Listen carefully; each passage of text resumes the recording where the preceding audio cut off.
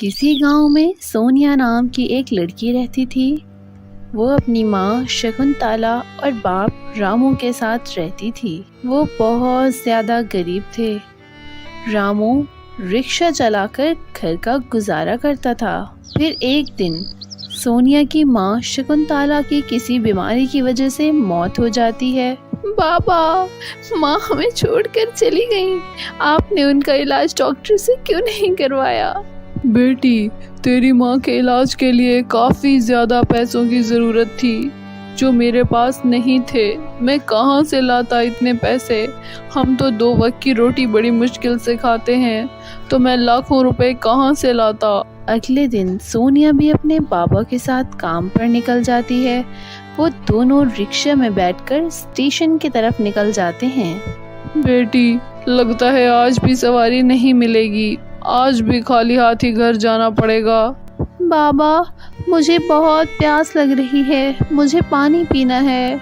बेटी, सामने वाले प्लेटफॉर्म पे ठंडे पानी का कूलर लगा है। चलो जल्दी से लाइन पार कर लेते हैं, अभी ट्रेन के आने में काफी टाइम है।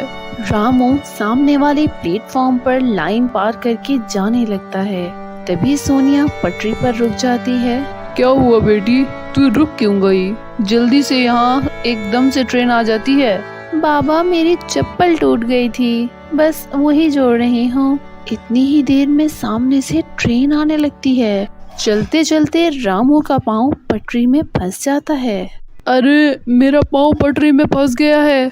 सोनिया, तू सामने से हट जा, लगता है मैं आज नहीं बचूंगा। इतना कहकर रामू सोनिया को धक्का दे देता है और खुद ट्रेन के नीचे आ जाता है। सोनिया की तो चीख हलक में ही रुक गई। लगता है इस आदमी में अभी भी जान है, सिर्फ पाँव ही कटा है। इसे फौरन हॉस्पिटल ले जाओ। सोनिया के बाबा का पाँव कट जाता है और वो अपाहिज हो जाते हैं। अपने बाबा को देखकर सोनिया बहुत मायूस और दुखी हो जाती है। कुछ दिनों बाद रामू की हालत काफ़ी बेहतर हो जाती है, लेकिन वो एक टांग से अपाहिज हो चुके होते हैं। बेटी, अब मुझसे नहीं चला जाता तो मैं रिक्शा कैसे चला सकूंगा? ठीक है बाबा, आप यहीं रुकिए, मैं आपके लिए कुछ खाने के लिए लाती हूँ। पास ही लोगों में एक आदमी खाना बांट रहा था। सोनिया भी लाइन में लग जाती है। सब लोग लाइन में लगो, धक्का मुक्की करने की कोई जरूरत नहीं है। मैं लाइन में आगे लगी हूँ, तू यहाँ से हट जा। बाबा की तबीयत बहुत खराब है, पहले मुझे लेने दो। नहीं, बिल्कुल नहीं, चलो हट जाओ यहाँ से। इतना कहकर वो लड़की सोनिया को जोर से धक्का देती है, जिसे देखकर आदमी कहता है, चलो चलो अब घर जाओ, खाना खत्म हो गया है। ये आखिरी पूरी मेरी किस्मत की थी, चल हट आगे से, मुझे जाने दे, भिखारन कहीं की। आज मैं ऊपर वाले से वादा करती हूँ कि मैं अपनी किस्मत खुद बनाऊंगी। मैं इतनी मेहनत करूंगी कि अपने बाबा को किसी भी चीज़ की कमी महसूस नहीं होने दूंगी। एक दिन सोनिया लेटी लेटी सोच रही थी कि उसे खूब मेहनत करना होगी ताकि वो अपने बाबा की ज़रूरतों को आसानी से पूरा कर सके। अगले दिन सुबह रामू सो रहा होता है। तभी सोनिया रामू से आकर कहती है, बाबा, मैं थोड़ी ही देर में आती हूँ, आप आराम कर लें। लेकिन सोनिया, इतनी सुबह सुबह कहाँ जा रही हो? बाबा, पास में ही जा रही हूँ, आ जाऊंगी थोड़ी देर में। असल में सोनिया काम की तलाश में निकल गई थी। चलते चलते वो एक पार्क के सामने आके रोने लगती है और मन ही मन में कहती है, ऐ ऊपर वाले, मुझे मेहनत करनी है, मुझे खूब पैसे कमाने हैं। बाबा से बोलकर मैं घर से निकल तो पड़ी हूँ, लेकिन अगर मैं अपने काम में कामयाब न हुई तो मैं क्या करूँगी? तभी एक आदमी वहाँ से गुजर रहा होता है, जिसका नाम कुमार होता है। क्या हुआ बेटी, तबीयत तो ठीक है ना तुम्हारी? अंकल, मुझे कोई काम ढूंढ दें, मैं काम ढूंढने के लिए घर से निकली हूँ, क्या मुझे कोई काम मिल सकता है? सोनिया उसे अपनी सारी परेशानी बताती है, अपने घर के हालात के बारे में आगाह करती है, जिसे सुनकर कुमार को बहुत ज़्यादा दुख होता है। सोनिया, मेरा नाम कुमार है, मैं पास ही में रहता हूँ। मैं बहुत खुश हूँ कि तुम एक मेहनती लड़की हो और मेहनत करके नाम कमाना चाहती हो। इस काम में मैं तुम्हारी मदद करूँगा। वैसे भी मेरे घर में किचन के काम के लिए एक लड़की की ज़रूरत है। अगर तुम काम करना चाहती हो तो मुझे कोई एतराज़ नहीं है। मैं तुम्हें रोज़ाना के 500 दूंगा। जी अंकल, मुझे मंजूर है, मैं कल से ही आ जाऊंगी। फिर सोनिया घर जाकर अपने पापा को सारी बात बताती है, जिसे सुनकर रामू बहुत खुश होता है। अब सोनिया रोज़ाना काम पर जाती, खाना बनाती, जिसके बदले में कुमार उसे 500 रुपए दे देता था। अब रामू की दवाइयों का खर्चा भी आसानी से निकल आता था।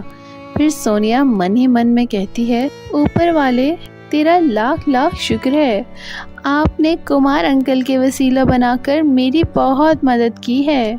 अगले दिन सोनिया काम पे जाती है और खाना बना रही होती है कि इतने में बाहर आती है। सोनिया बेटा, बाहर देखो कौन आया है।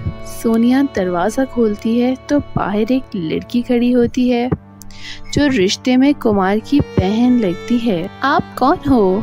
मैंने आपको पहले कभी नहीं देखा यहाँ।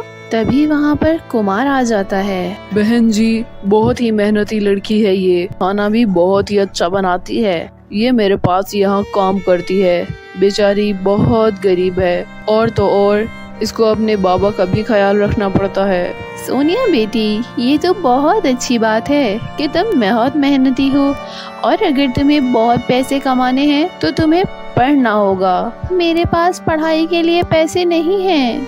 तुम फिक्र मत करो, मैं तुम्हें पढ़ाऊंगी। क्या मैं पढ़कर अपने बाबा का पाँव भी ठीक कर सकती हूँ? अगर तुम्हें अपने बाबा का पाँव ठीक करना है तो तुम्हें डॉक्टर बनना होगा। वैसे तुम उदास क्यों हो गई? दीदी, अगर मेरी माँ को अच्छा इलाज मिल गया होता तो वो आज जिंदा होती। लेकिन मैं आपसे वादा करती हूँ, मैं एक दिन बहुत बड़ी डॉक्टर बनकर रहूंगी।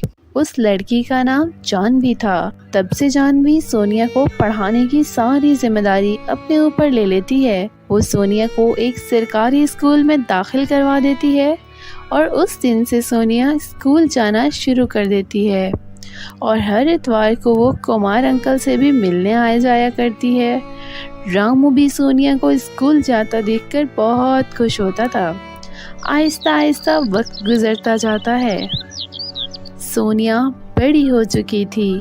दीदी, आज मुझे स्कूल की तरफ से पढ़ाई करने के लिए स्कॉलरशिप मिली है। वैसे ये सब आप ही की वजह से है, इसीलिए आपका एहसान मैं पूरी जिंदगी नहीं चुका सकती। सोनिया बेटा, तुमने भी तो पूरी मेहनत की और लगन से पढ़ाई की है। इसीलिए कहते हैं कि जो मेहनत करते हैं ऊपर वाला उन्हें मेहनत का फल जरूर देता है। अब तुम एक कामयाब डॉक्टर बनकर लौटना। सोनिया अपने बाबा और कुमार अंकल से आशीर्वाद लेती है और शहर चली जाती है। कुछ सालों बाद सोनिया डॉक्टर बनकर अपने गांव लौटती है। रामू और कुमार सोनिया को डॉक्टर की ड्रेस में देखकर बहुत खुश होते हैं। सोनिया अपने पापा के पाँव का ऑपरेशन करती है, नकली पाँव जोड़ देती है। बेटी, अब तेरा बाबा अपने पाँव पर चल सकता है। हाँ बाबा, अब क्यों नहीं। आज लगता है कि मैं कामयाब हुई हूँ। ऊपर वाले तेरा लाख लाख शुक्र है कि तूने एक गरीब की झोली खुशियों से भर दी। फिर सोनिया एक क्लिनिक खोलती है और उस क्लिनिक में गरीबों का फ्री इलाज करती है। सब गांव वाले उसको बहुत दुआएं देने लगते हैं। वो उस गांव की सबसे बड़ी और सबसे अच्छी डॉक्टर बन चुकी थी। उसके दूर दूर तक चर्चे होते थे। सोनिया बहुत फेमस डॉक्टर बन चुकी थी और शहर के लोग सोनिया को बहुत सारे पैसे फंड के तौर पर दे दिया करते थे, जिससे वो गरीबों का इलाज कर सके और अच्छी अच्छी दवाइयाँ ले सके। अब सोनिया और रामू हंसी खुशी रहने लगते हैं। तो दोस्तों, कैसी लगी आपको हमारी आज की कहानी? हमें कमेंट्स करके ज़रूर बताएं।